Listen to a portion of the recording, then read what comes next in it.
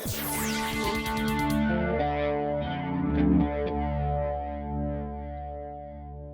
guys, this week I'm driving the brand new 2021 Toyota 4Runner TRD Pro, and I can't quite get this question out of my head. Does Toyota really need to redesign the 4Runner immediately, or is it just right, just the way it is, or almost nearly perfect for a family mid-size four-wheel drive SUV that's very capable for most adventures? I'm actually leaning a little bit towards the latter. I think it could be just right, but I also want to know your opinions and comments. But in this video, I want to take you for a ride with me in this brand new 2021 4Runner and show you, of course, some of the features of this SUV, talk about, I think, a couple of things that could be improved. So let's get going. As you can see, this is, of course, for 2021, the new color that Toyota is highlighting specifically for the TRD Pro lineup, which is their most off-road worthy lineup of vehicles, of four-wheel drive vehicles. And this color is called Lunar Rock. This is kind of supposed to be a play on the green color, and you kind of have to see it in real life to kind of really make an opinion about it. It's kind of hard to convey in a picture or a video about this color. And Toyota's been doing this for many years. Every year they kind of highlight one color and also kind of recycle some of those colors into other vehicles, other trucks. But the 4Runner actually has been very successful for Toyota, even though this design and kind of this powertrain has been around for almost 11 years. Yes, 11 years, and I'll explain that a little bit more in a second. And in 2020, Toyota sold about 129,000 of these in the United States. So apparently, you know, people still love it because people are still buying this four-wheel drive truck. And of course, this is top of the line, the most expensive 4Runner you can get. Before we get too much more into the interior, I want to show you the powertrain really quick to continue the question, right? Should Toyota put a new power plant in this thing?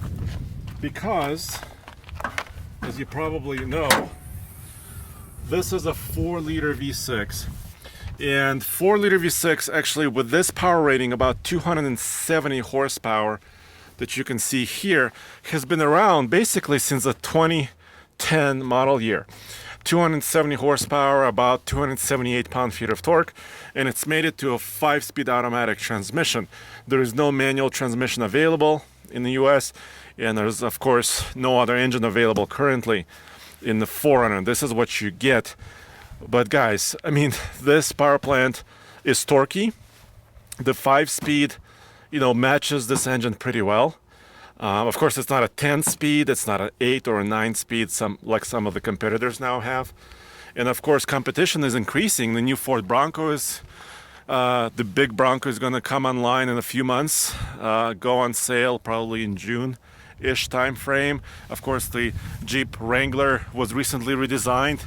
The JL version of the Wrangler, in the current generation. And this engine has been proven. The new 3.5, there's a few skeptics of the new 3.5 liter engine that's in the Tacoma and the new 6-speed.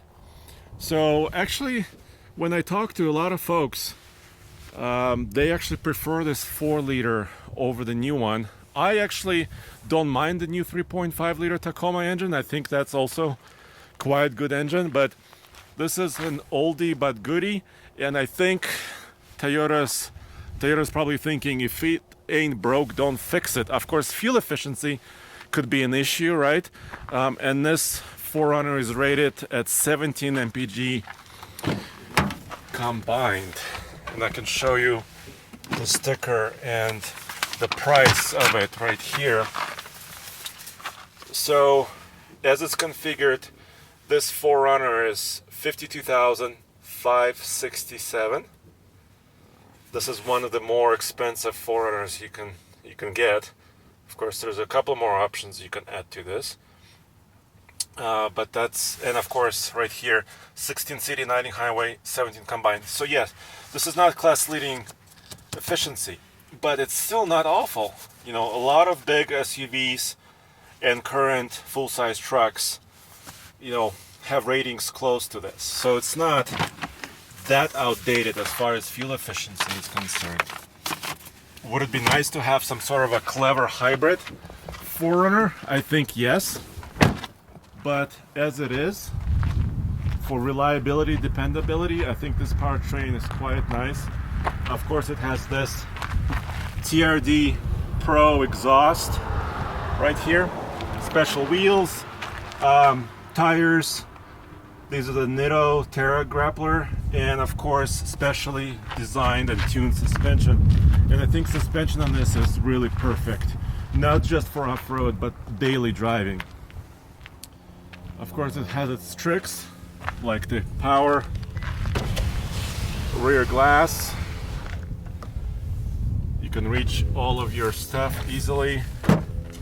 Tailgate with built-in speakers, lights, a handle. It protects you from the weather a little bit.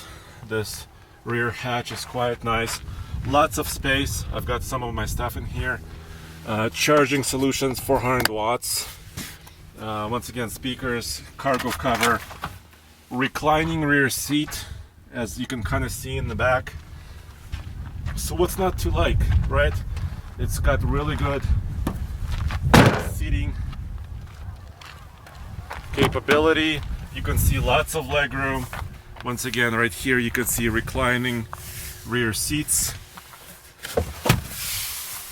A big center console with cup holders, ventilation, charge ports, and floor mats. And of course, Toyota has updated it with the latest kind of USB ports, etc. So let's, before I'm attacked by more Canadian geese, let's get in and fire this truck up. So far, as you can tell, I'm a fan. I don't think it needs a big redesign. Here it is firing up. It's got its screens, of course. Toyota. Here's another cool thing. Look at the size of these huge controls. Really big HVAC knobs, radio tuner, map. Yes, the screen graphics are a little bit outdated. The screen is not huge. But this is that simple, you know. And you've got, of course, you got your charging solutions. You got a place to put your phone, cup holders. Really easy to shift it in 4 low and 4 high for the 4-wheel drive system. Of course, it has its latest cruise control systems and driving modes, rear locking differential, A-track. I mean, of course, it's the TRD Pro, so it's got all the toys. Including the cruise control system and the rest. So you can control the speed, all of that stuff. You have adaptive cruise control, lane departure warning. This cruise control is a little bit outdated because it's not a full stop start system like in some of the other vehicles. So yeah, I think this can be improved. Before we get going, I want to show you one more thing that I think needs to be improved. It's payload, really. This 4Runner has 880 pounds of total payload, which means probably 4 dudes like me, and you're maxed out. I'm gonna close the rear windows so it's not super noisy. That's a cool feature, actually. Not many vehicles have it, but if it's really hot, you can open the front windows and actually really quickly cool off your vehicle when you're driving. Yeah, so that's a pretty neat feature. I like that. So, driving position, comfortable. I'm just over 6'2", pretty big guy, but lots of leg room once again, lots of headroom. This has a sunroof.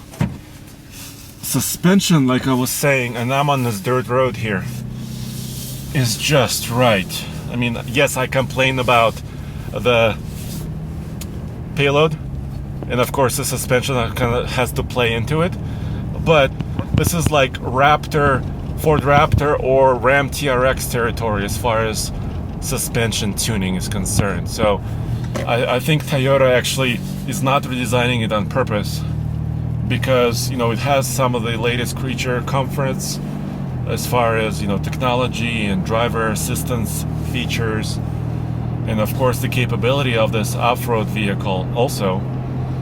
And on top of that, kind of the known design and reliability of the powertrain. It says I'm in eco mode now because I'm not using a lot of throttle. Let me know in the comments below, what do you think? Should Toyota hurry up and redesign the 4Runner? Or should they just let it be and maybe make small updates to it? Well, there you have it. And as always, go back to TFLoffroad.com for all the latest real-world news, views, and independent and honest reviews.